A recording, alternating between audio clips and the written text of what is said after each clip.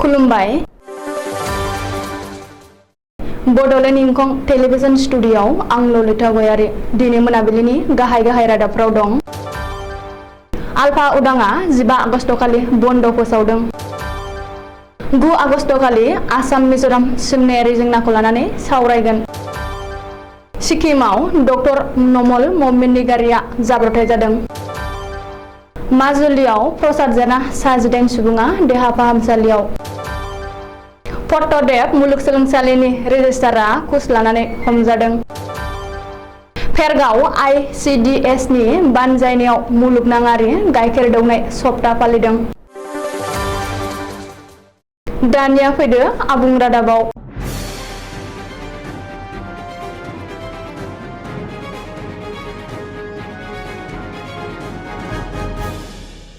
फैबाय थानाय 15 आगस्ट हादरनि उदांस्रि सानखालि आल्फा उदांआ आसामखौ बन्द फोसावदों।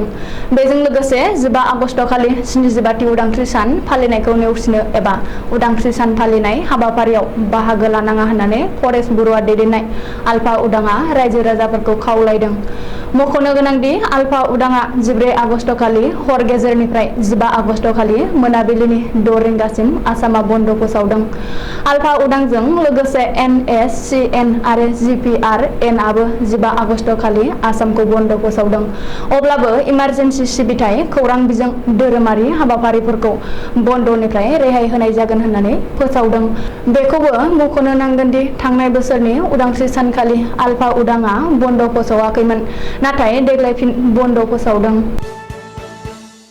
फैगौ 9 आगस्ट खालि आसाम मिजोराम सोमनायारि जेंना सुस्रांनायखौ लाना दरनै रायजोनि गेजेराव सावरायगोन।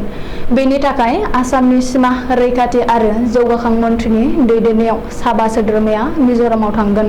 रिपर्ट बादिब्ला गोलाव समनिफ्रायनो दरनै रायजोनि गेजेराव सोलिगासिनो थानाय सोमनायारि जेंनाखौ लाना सावरायनो गोनां बे गोजौ थाखोनि सावरायनाय जथुमाव दरनैबो रायजो सोरखारनि थान्दैफ्रा बाहागो लागोन।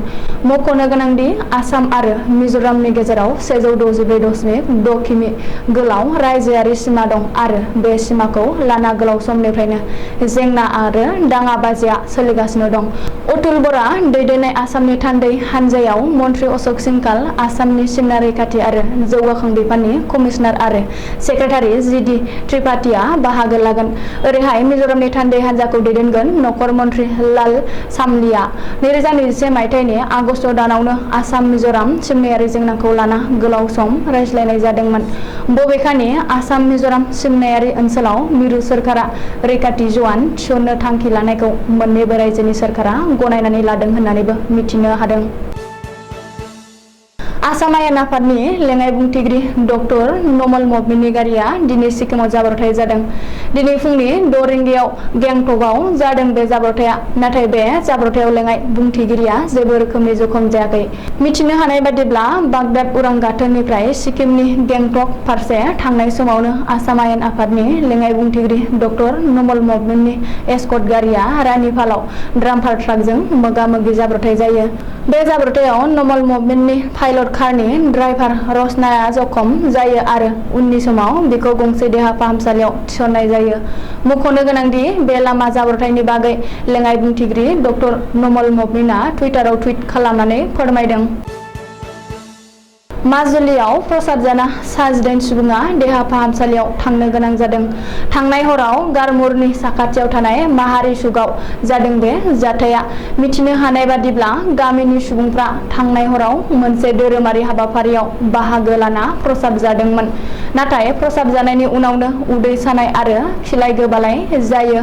बे जाथायनि उनाव सा 18 सुबुंखौ श्री श्री पीतम्बर देब गस्वामी जिल्ला देहा फाहामसालियाव थिसननाय जायो। जिल्ला हस्पिटालनि सुपारिनटेन्डेन्ट डक्टर अमुल्य गस्वामीआ फोरमायनाय बादिब्ला प्रसाद जाना जब्रायाव गोग्लैनाय सा 18 सुबुंनि गेजेराव साथामा उन्दै खुदिया आरो सा 11आ आइजोफोर आरो बिसोरनि देहायारि हालोदा बे समाव एसे गाहामाव फैबाय।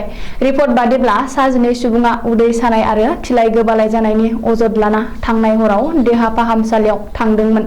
बेनि उनाव दिनै फुङाव आरोबाव सा 6 सुबुङा बे रोखोमसे अजदखौ लानानै देहा फाहामसालियाव थांदों। बजालि जिल्लानि पाठसालायाव थानाय पट्टदेव मुलुगसोलोंसालिनि रेजिस्ट्रार गुरु प्रसाद काटनियारा घुस लाना हमजादों।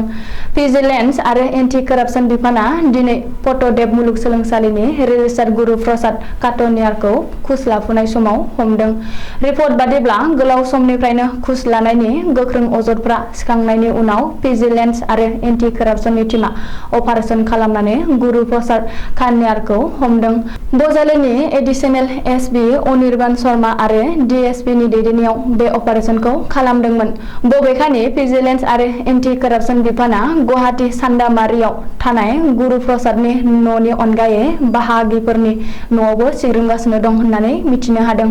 गुबुन फारसे पट्टदेव मुलुगसोलोंसालियाव गिबि मन्थ्रिनि भिजिलेन्स आरो एन्टि करापसन बिफाना अपारेशन खालामनायखौ दुखुनांथाव जाथाय होननानै बुंदों बजालि ओनसोलनि गुबुन गुबुन आफादफोरा। नाथाय पट्टदेव मुलुगसोलोंसालिनि ब्रैथि थाखोनि मावफारियाफोरनिफ्राय लाजेननानै गासिबो थाखोनि मावफारियाफोरखौनो नायबिजिरनायनि आवथायाव लाबोनो थाखाय दाबि खालामदों जुग छात्र परिषदआ।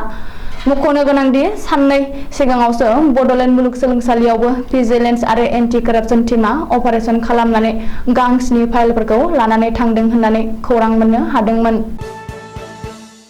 फेरगावआव खुदिया जौगाखां बिथांखिनि बानजायनायाव दिनै फेरगावआव मोनसे हानजा सुरनाय हाबाफारि लायो।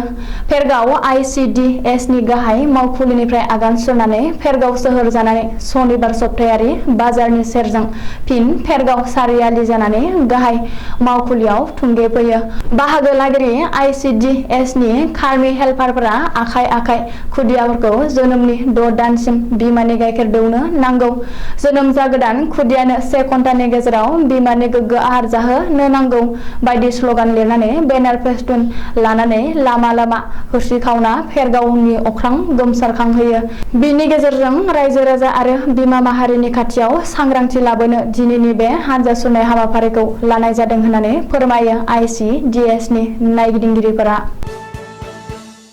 दिनै मोनाबिलिनि रादाबा एसेनोसै। गोजोन्थों।